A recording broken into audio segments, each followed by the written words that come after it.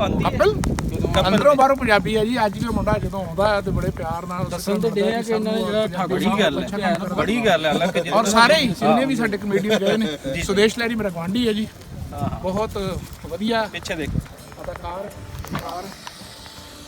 ਇਹ ਹਰਚਰਨ ਭਾਜੀ ਨੇ ਜੀ, ਇਹ ਸਾਡੇ ਗੁਆਂਢੀ ਨੇ ਜੀ। ਜੀ ਜੀ ਬੜੀ ਖੁਸ਼ੀ ਹੋਈ ਭਾਜੀ। ਕਪਲ ਹੋਣੀ ਅਕਸਰ ਕਪਲ ਦੇ ਜਿਹੜੇ ਹੈਗੇ ਨੇ ਭਾਈਆ ਜੀ, ਉਹਨਾਂ ਦੇ ਮਿੱਤਰ ਨੇ, ਸਾਡੇ ਕੋਲ ਆਉਂਦੇ ਜਾਂਦੇ ਰਹਿੰਦੇ ਨੇ ਜੀ। ਸਾਰੇ ਬੜੇ ਵਧੀਆ। ਬੜੀ ਖੁਸ਼ੀ ਹੋਈ ਕਿ ਇਤਨਾ ਫੇਮ ਮਿਲ ਜਾਣਾ ਔਰ ਖਾਸ ਕਰ ਸੁਸਾਇਟੀ ਦੇ ਵਿੱਚ ਚਲੇ ਜਾਣਾ, ਉਸ ਦੇ ਬਾਵਜੂਦ ਆਪਣੀ ਮਿੱਟੀ ਆਪਣੀ ਬੋਲੀ ਦੇ ਨਾਲ ਜੁੜਿਆ ਜਾਣਾ, ਇਹ ਬੜੀ ਵੱਡੀ ਗੱਲ ਹੈ।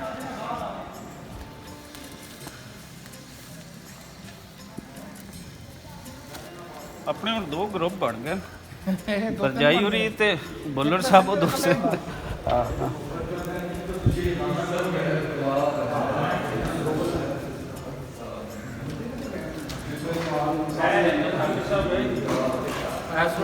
ਚਲੇ ਜਾਣਾ ਬਸ ਦੇ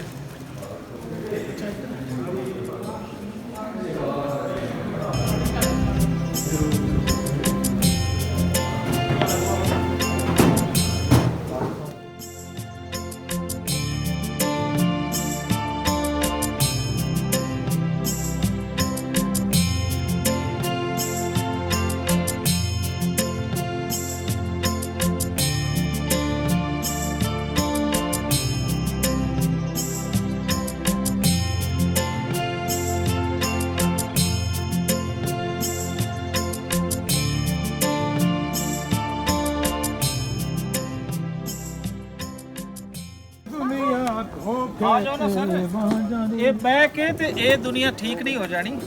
ਆ ਜਾਓ ਬਹਿ ਕੇ ਇੱਥੇ ਇੰਨੀ ਕਿਤੇ ਠੀਕ ਹੋ ਜੂ। ਆ ਜਾਓ ਆ ਜਾਓ ਆ ਜਾਓ। ਇੰਨੀ ਕਿਤੇ ਤੂੰ ਮੈਂ ਗੱਲ ਕਰਦਾ। ਆ ਵੀ ਮੁੰਡਿਆ ਸੁਣਾ, ਤੂੰ ਕਰਦਾ ਜਾ ਗੱਡੀ ਇੱਧਰ ਬੈਠ ਜਾਓ, ਥੱਕ ਜਾਓ। ਤੇਰੇ ਪਾਪਾ ਦੀ ਤਾਂ ਜ਼ਰੂਰ ਨਿਹਾਲ ਹੋ ਗਈ ਹਾਂ, ਤੇ ਤੂੰ ਸੁਣਾ।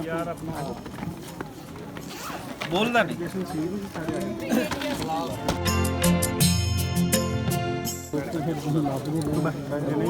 ਓ ਯਾਰ ਬਾਬੇ ਇੱਕ ਹੈਲਪ ਕਰੀ ਯਾਰ, ਆ ਬਾਈ ਤੋਂ ਫੜ ਲਈ ਯਾਰ, ਉਹਦੀ ਉਂਗਲ ਰਹਿ ਜਾਣੀ ਹੈ ਅੱਗੇ, ਉਹਦੀ ਰੀੜ੍ਹ ਦੀ ਹੱਡੀ 'ਚ ਪ੍ਰੋਬਲਮ ਹੈ। ਫੜ ਲਈ ਯਾਰ, ਹੈ ਓਕੇ। ਜਿਉਂਦਾ ਬਾਦਰ ਯਾਰ, ਅੱਜ ਤੇਰੇ ਆਓ ਨਾ ਫੋਟੋ ਤੇ ਨਾ ਫਿਲਮ ਜਿਹਦਾ ਨਾਲ ਹੈ ਉਹਨਾਂ ਨੂੰ ਮੈਂ ਇਹੀ ਗੱਲ ਦੱਸੀ। ਉਹ ਕਹਿੰਦੇ ਸੀ ਕਿ ਮੈਂ ਵੀ ਹੋਣਾ ਜਾਣਾ ਸੀ, ਮੇਰੀ ਫਰਵਰੀ ਸੀ, ਸਾਰਾ ਫਰਵਰੀ ਉੱਥੇ ਸੀ। ਮੈਂ ਕਿਹਾ ਜਿਹੜਾ ਪੰਜਾਬ ਤੋਂ ਬੰਦਾ ਦਿੱਲੀ ਆਏਗਾ ਨਾ, ਦਿੱਲੀ ਵਾਲਿਆਂ ਨੂੰ ਪਿੰਡੋਂ ਹੀ ਬੋਲਣਗੇ, ਕੋਈ ਸਾਡੀ ਬੋਲੀ ਦਾ ਫਰਕ ਪੈ ਜਾਂਦਾ ਹੈ। ਪੰਜਾਬ ਅੰਮ੍ਰਿਤਸਰ ਤੋਂ ਤੇ ਤੁਸੀਂ ਬੈਂਕਰ ਹੋ? ਨਹੀਂ ਮੈਂ ਬੈਂਕਰ ਹਾਂ। ਇੱਕ ਹੁੰਦਾ ਬੈਂਕ, ਇੱਕ ਹੁੰਦਾ ਜਿਵੇਂ ਐਕਸਿਸ ਦਾ ਇੱਕ ਸਬਸਿਡਰੀ ਹੈ, ਆਏ ਹੋਏ ਨੇ ਇੱਥੇ ਨੇ ਐਕਸਿਸ ਸਿਕਿਉਰਿਟੀਜ਼। ਨਹੀਂ ਹੈ ਉਹ ਨਹੀਂ ਹੈ। ਉਹ ਅੰਜਮ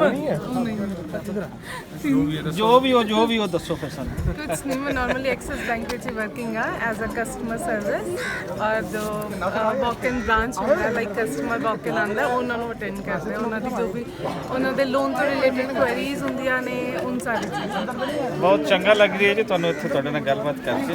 ਤੇ ਕੋਈ ਖਾਸ ਚੀਜ਼ ਜੋ ਤੁਸੀਂ ਅੱਜ ਇੱਥੇ ਆ ਕੇ ਫੀਲ ਕੀਤਾ, ਉਹ ਕੀ ਹੈ, ਕੁਝ ਦੱਸੋ ਸਾਡੇ ਸਟੂਡੈਂਟ। ਸਾਰੇ ਅਨਨੋਨ ਹੋ ਕੇ ਵੀ ਨੋ ਨਹੀਂ ਲੱਗ ਰਹੇ ਨੇ। ਇੰਜ ਹੀ ਹੈ ਕਿ ਜਿਵੇਂ ਬਹੁਤ ਅਰਸੇ ਤੋਂ ਤੁਸੀਂ ਚਲੇ ਜਾਓ। ਚਲੋ ਜੀ, ਹਮੇਸ਼ਾ ਆਉਂਦੇ ਰਹੋ।